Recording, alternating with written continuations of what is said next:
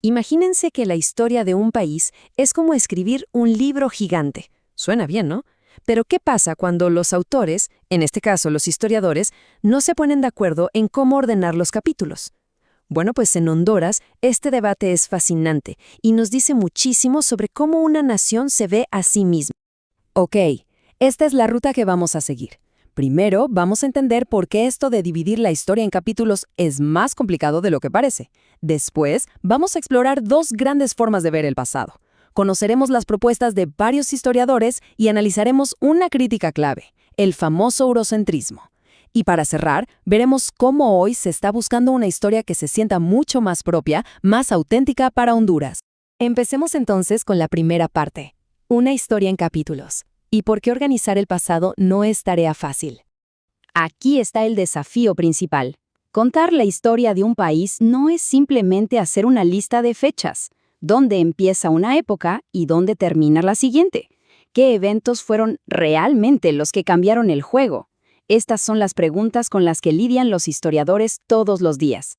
Para esto hay un término técnico que es periodización.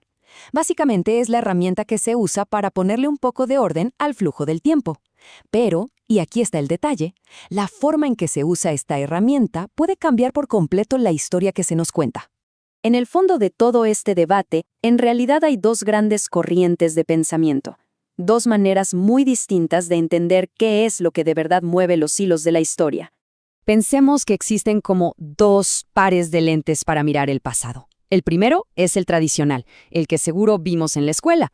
Se enfoca en los grandes eventos políticos, las conquistas, las fechas de independencia, los presidentes, la historia como una línea de tiempo de decisiones de poder. Pero luego está el enfoque materialista, que dice, un momento, lo que de verdad importa es la economía, o sea, cómo producía la gente, cómo se organizaba el trabajo. Para ellos, los verdaderos puntos de quiebre son económicos, no políticos. Muy bien. Ya tenemos la teoría. Ahora vamos a lo bueno, a ver cómo estas ideas se han aplicado en la práctica por distintos historiadores hondureños. Y es que no hay un solo modelo, para nada. De hecho, se han propuesto al menos 10 formas distintas de periodizar la historia del país y cada una nos ofrece una ventana única para asomarnos al pasado. Y aquí podemos ver esa variedad de enfoques. Rómulo Edurón, por ejemplo, usó un lente puramente político, descubrimiento, conquista, colonia. Pero por otro lado, Luis Mariña Sotero vio la historia a través de la economía y propuso eras tan curiosas como la Edad del Cuero o la Edad del Banano. Esto lo cambia todo, ¿se dan cuenta? Nos obliga a preguntarnos, ¿la identidad de una nación se basa en sus gobernantes o en los productos que marcaron la vida de su gente? Y aquí está la diferencia clave, para que quede súper claro. Para Durón, la historia es sobre poder y administración. Para Mariña Sotero, es sobre los recursos que movían la economía. Es la misma nación, pero son dos historias que parecen de mundos diferentes. Ahora bien, muchas de estas periodizaciones, sobre todo las más tradicionales, comparten un problema fundamental. Uno que los historiadores de hoy están tratando de corregir. Y ese problema es el eurocentrismo. ¿Qué es eso? Es básicamente contar la historia de Honduras usando el molde de la historia de Europa.